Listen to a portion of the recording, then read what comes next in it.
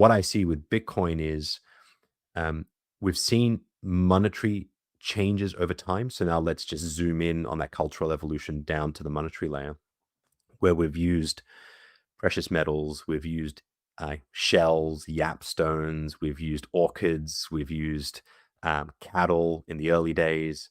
Then we went to coinage. Then we realized, oh my God, Roman Empire, they're clipping the coins, degrading the amount of value there. So they were debasing their currency in a way.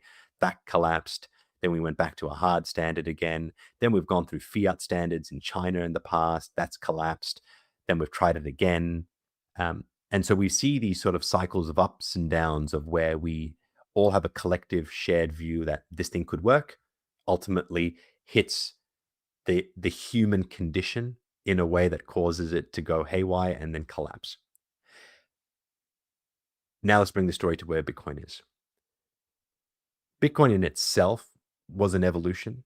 If you've ever read the book, the Genesis book by Aaron von Wirdum, and I think I've pronounced his name correctly, he went through the history of the cypherpunks, starting from the 70s all the way through the genesis of Bitcoin. The amount of failures that led to the point of Bitcoin, solutions that were implemented that ultimately failed that led to Bitcoin, was in itself sort of an adaptation. It went through that gauntlet of trying and failing until it landed onto a stable, call it strategy, that is Bitcoin.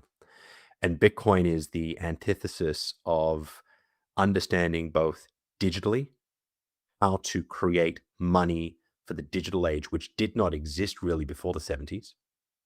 Sure, we had communications, but really the internet was only just being born in the 70s and the 80s through DARPA, and then mainstream into the 90s. And so it is this evolution of technological advancement in the monetary space through to 2008 when it was deployed.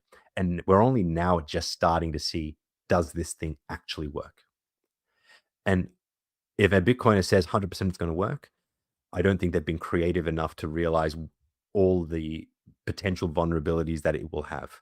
And we're being too bullish, too blind to what could possibly be, that we don't find our blind spots and then correct for them. So I'm always on the bit more on the pessimistic side and try to say, well, where are we at?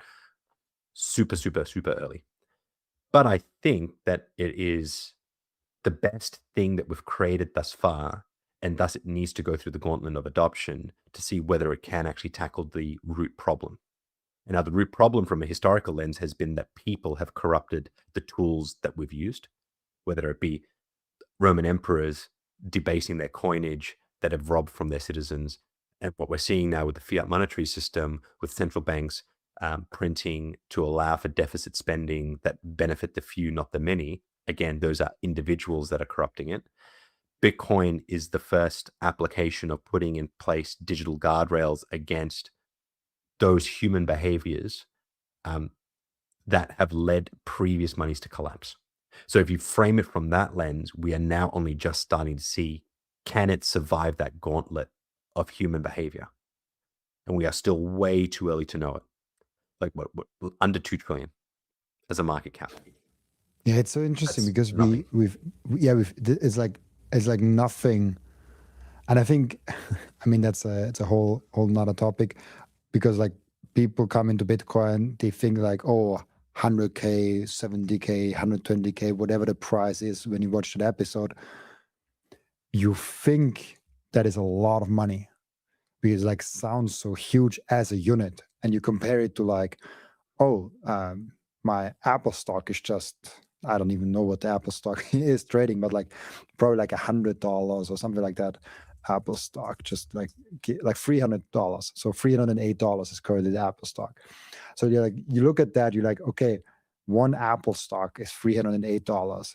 One Bitcoin stock Yeah. is 70,000, 80,000, whatever the price is. That's a lot more money than the Apple stock, but you don't realize that Apple is actually bigger than Bitcoin, because Correct. it's not about the unit, it's about the whole thing. Because you How much can, value is that asset class, or not asset class? How much is that total asset actually holding in terms of value is what you actually care about. And we're at one yeah, point something it's like trillion. I can tell you, I'll charge you $5 per pizza piece. then your question is like, how large is that pizza Pizza. piece?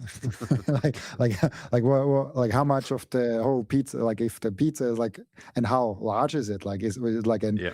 a few inches? Is it like a big, like, is it 1 meter? Like a very big pizza? So it's like, Yeah. it's very, people are so stupid when it comes to unit bias. And it Yep. was myself, me myself also, and it still is. I have like this crazy thing of like, if I see a stock at like $16, my head is like, wow, that's so cheap. And I'm like, gosh, Robin, like, you like, why don't you look at the market cap? It's such a, Yeah. Yep. like, exchanges should be required to not look at the unit, but should be required to show the market cap as the first thing. Yep. And like, how much of percentage, like how much of that market cap do you want to buy, and not like a unit, because like unit is so weird. There's like reverse Yep. stock splits and like, oh, and It's almost like sorry if it was marketing offensive, gimmick but yeah. to trick your mind into um, miscalculating what it actually is. And so if you put $100 versus $16, oh, $16 is cheap, let's go and get that. But the $100 is actually the more fundamentally sound company that's actually going to generate returns and thus increase in value over time. And so again, it's a not marketing gimmick, but it's sort of playing on the mind, given how we perceive the world on a much smaller scale versus It's stepping back and looking at the bigger picture and realizing, oh, okay, I needed to take all this other context into account when making this decision. I was a Tesla investor before Bitcoin, and there was this huge event coming up that Tesla was stock splitting. I think like 1 to 5, something like, for 5 to 1. Yep. I think 5 to 1 is the thing. Um, and I was like, why is that an event? Like, why are people looking forward to that? Because it will give more people an incentive to get into the stock, even though nothing has changed. Like a Nothing has stock changed. split is really no change whatsoever. It's just that the minimum buy price has now dropped significantly. If it's a 5-to-1 stock split and it was trading at $300, you can now buy a share at $60, which means that smaller and time investors can get in on the action that didn't have $300 to in one hit buy a single share. But even now, there are so many modern exchanges where you can already buy a Yeah, fraction correct. of a share. Yep. But even if this wouldn't be the case, I would even argue against that, because how much, like, if an investor does not have enough money to buy a stock at $800, how much does his buy into the stock really matter for the stock? You know what I Yeah. mean? Yep. Is there like, it's, yeah, but yeah. So like the stock splitting, it's like, I actually like, I think Berkshire Hathaway, they never had a stock split. Like, it was like, I don't know if that's like true, but like they have a ridiculous high stock price of like, Yeah, I it's don't like know, in the Henry correct me. thousands. Yeah, yeah, yeah. It's huge. But then you could liken that to breaking a Bitcoin into 100 million sats. Like, why do you have to break it up that much? Why not just hold it one Bitcoin and then it changes the buy price? So it's like I could understand it, especially if you're like what Bitcoin does, which is enable banking and monetary sovereignty to billions of people in underserved areas. We would love them to all have access to it and even put in a singular US dollar to buy some sats because for them, that's huge. And if I'm a disgruntled, marginalized youth of today that is on the back end of this fiat monetary explosion, maybe getting in smaller into some of these companies and starting to invest into the technologies that are going to advance our civilization, which I think Elon is doing with, like, I'm looking forward to looking at the SpaceX IPO and seeing where that one lands. But to get a piece of that, knowing what it's going to do for civilization as a young person, I'd say that's brilliant. Let's write it up. But if it was outside of my 100, if I had $500 to put aside and a share was $600, and now I have to keep waiting to even get in, kind of demoralizing. So I could see why you would want to reduce it, especially where the reason why these prices are so high is because of the amount of fiat money that's been printed into the system. And so it wouldn't be this high if it wasn't that, and all the value is centralized to the top. And so actually by stock splitting, you're democratizing access to the stock, which is going to help you outperform fiat. So if you don't want to invest into Bitcoin, then I'd rather people have as many options to invest and beat inflation through productive companies like a SpaceX, like a Tesla, um, if Bitcoin isn't the thing that you want to do. Yeah, it's a good one because at least you have a lot of options. Yeah. That's what also for me it's also the freedom part is the thing that Bitcoin is giving us in the meantime, because the number go up part you already had before. Like you could Yep. already buy Nvidia and all of those things. That the difference is you really have to be on your A game to understand all those different stocks, and they have a little bit of a shorter life than Bitcoin. So you have to find like what's your exit strategy out of those stocks with most of the stocks, because the top five market cap company today look very different from 30 years ago, look very different to Yeah. another 30 100%. years ago. And Bitcoin is like a little bit more stable than that. But yeah, it's a complicated world out there. Yeah. Yeah. Absolutely. And yeah, and like, look, Bitcoin is complicated, but I think the problem that it's solving is more complicated than people give it credit for. And so because of that, we're sort of underestimating how complicated the problem that we're actually solving will actually become.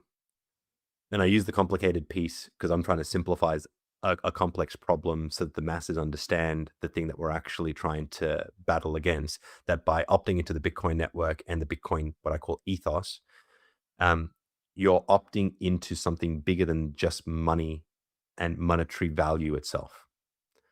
Because I still believe that that adage that we hear in Bitcoin being fix the money, fix the world, I don't agree with that. I think it stops short of what the problem actually is. It's fix the money and then you can fix the world. Because I still see that if you hold Bitcoin and you hodl through and you stop larger entities from hodling large stacks of Bitcoin, you're stopping their center of gravity from exerting force on the world around us. The more Bitcoin that you have, the more capital that you have, the more ability that you have to influence the immediate surroundings around you.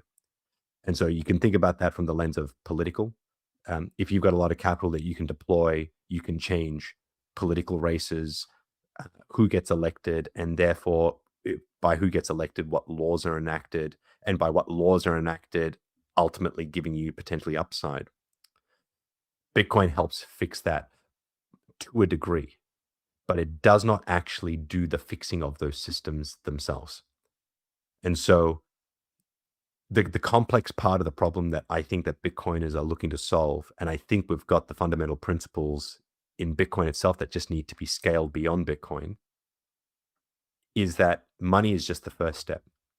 If you don't then fix how politics is done today and start think tanks that look to reimagine the way in which politics in the digital age is being conducted, because just in the same way that fiat was built for the call it the physical world, Bitcoin was built for the digital world and where civilization is moving towards technologically today. Politics has not caught up to that. Education has not caught up to that. Healthcare has not caught up to that.